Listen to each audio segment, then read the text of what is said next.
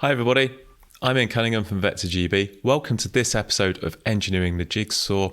What is diagnostics? Foundation episode 4, F4. So today we're going to explain what diagnostics is in the context of vehicles and how it can be used. You will benefit from understanding the concepts we've covered in episode F2. What is an ECU, such as basic software and application.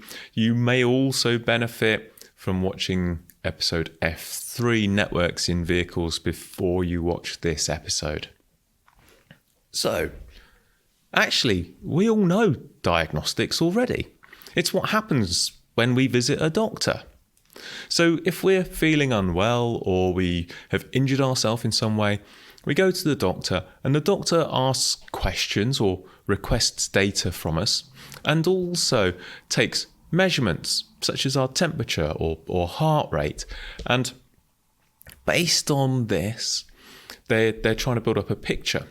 Now, the requests, therefore, don't only relate to how we feel now. Quite often, their requests will be about when we first noticed that we didn't feel so well, or what were we doing when we hurt our arm. And they do this to be able to use our responses to build an understanding of what our symptoms really mean, to be able to decide an appropriate treatment for us. Whether that is medication, physical therapy, an operation, or whatever it is that we need to get better again. And of course, in vehicles, if something breaks, we, or at least people in workshops, need to build an understanding of what has happened or is happening to be able to decide on a treatment for that vehicle. Which, of course, in a vehicle, we're going to fix something or repair something or adjust it to bring things back into proper working order. And as the ECUs in vehicles are connected to networks, it means that we can send diagnostic requests to them from some special software and receive their diagnostic responses to help us build that understanding. And this kind of pattern of a request followed by a corresponding response is, in software terms, is a service. So the ECUs provide diagnostic services. Now, diagnostics in vehicles goes back, I mentioned before, to the 1980s, where OBD regulations started to mandate that vehicles had to respond to requests and relating to their emission control systems, including the structure and the content. So everything in OBD is completely standardized. So you can buy the OBD standard and you can go to a vehicle and you can do OBD onboard diagnostics. You can work out what's happening in the emissions control system. Everything's completely standardized. This is why you can buy off-the-shelf little dongles, which you can plug into any car, and then you can see information about the car. That's the emissions control system, but there's more than just the emissions control system in a car. The emissions control in a modern car is things like the engine, of course, but then if you have a diesel car, there'll be after treatment maybe, there may be exhaust gas recirculation, there's things like air conditioning systems. Obviously, if you have a hybrid vehicle, the hybridization system affects the emissions of a vehicle, hopefully to reduce them. But obviously, if it goes wrong, it can increase them. So OBD it's a lot, but it's not everything. So for general requests and responses, there's an ISO standard, so International Organization for Standardization, which is called Unified Diagnostic Services, or UDS for short, which is ISO 14229 Part 1. And this defines structures of requests and responses. And the vehicle manufacturers then define how the contents go into those structures. So the actual way that the data is to be interpreted is defined by the vehicle manufacturer. And they also can place restrictions on the way you can send requests or when you can send requests. So sometimes there's sequences that you have to obey. So you can buy the ISO standard, but that doesn't actually tell you everything you need to know to be able to diagnose a vehicle. That information will come from the manufacturer of that vehicle. Now, in some cases, for heavy-duty diagnostics, by which I mean things like trucks and diggers, off-road machinery, agricultural vehicles, They use another standard for diagnostics, which is called SAE J1939. The kind of things you can do are broadly similar, so we won't get too much into what the different standards are about. Just know that they exist today. So what are the things we want to do maybe? Well, if we get a vehicle in a workshop, we may want to read data from it. So we may want to try and find out what ECU serial numbers there are in there, in case we know there's a problem with a certain batch of ECUs and we need to replace them, or other things like their part numbers, software versions. Maybe there's a software update that we can apply and that fixes a known problem that people may complain about. And of course, maybe want to write data. So writing data, well, obviously a software update is a kind of writing data, but also we can turn on options in ECUs that provide additional functions. So this is something you may encounter if you're buying a vehicle. You'll get a list of options that you can have enabled at the dealership. And what they're doing is they use diagnostics to turn on those additional things for you once you've paid the money for that thing.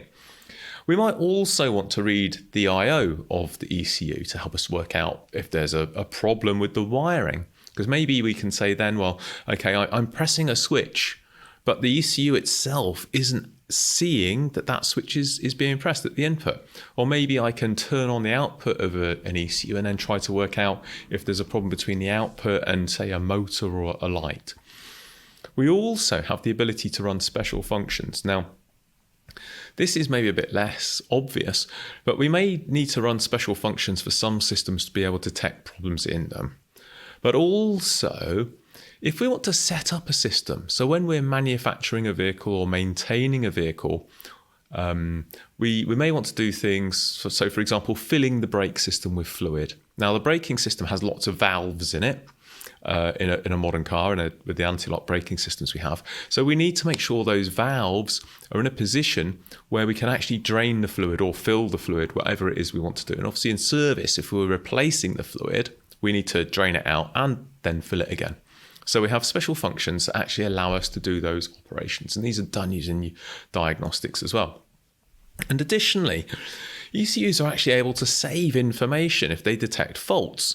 This is called a fault memory, and we can read information out of the fault memory in the form of diagnostic trouble codes, or DTCs, which are also sometimes called fault codes. So you may have gone to a workshop in the past and they'll have said there's a DTC in the engine, there's a DTC in the brakes or somewhere. That's what this means. It means that the ECU has detected something which could be a problem and is then reporting that when the workshop technician has connected a diagnostic tool to your vehicle, and they've read the fault memory out. So what this means is that to design diagnostics, we really have to analyze the system design as a whole to consider what could go wrong in it and how it could go wrong. And also, we need to think about what other data there might be that might help us distinguish between different causes of a symptom that's reported by a driver or user of the vehicle. And alongside all that, we also need to think about how we might need to maintain the vehicle and even things we might want to do when we're manufacturing the vehicle. So it's not just about when the vehicle breaks. Diagnostics covers a huge amount of space in a vehicle lifetime. And in terms of the data, it's not just about data when the fault occurs, because that's important, but also, of course, the data when the vehicle's in the workshop. What do we have available? Maybe if something's broken, that might help us say, well, it's one thing and not another, or vice versa. So we don't want to just be randomly replacing things on a vehicle. That takes time and it's expensive, and it also has a risk of damage. We want to replace the right thing the first time.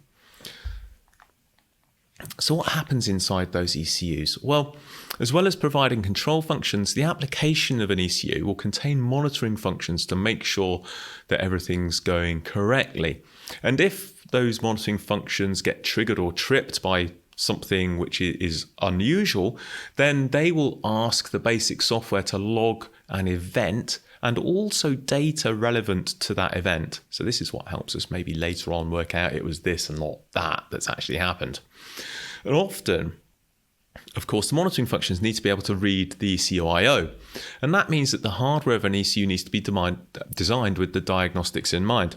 So, why is that? Well, if we want to monitor an output, it means we actually need an internal input. So if we want to check that when the software thinks an output has been turned on, it is actually on, we need to put some special circuitry on the board that can detect that output is on, and then feed that back to an input on the microcontroller. And if we want to know the voltage or current, again, that special circuitry that needs to be included in the hardware. Without that hardware, we can't measure anything.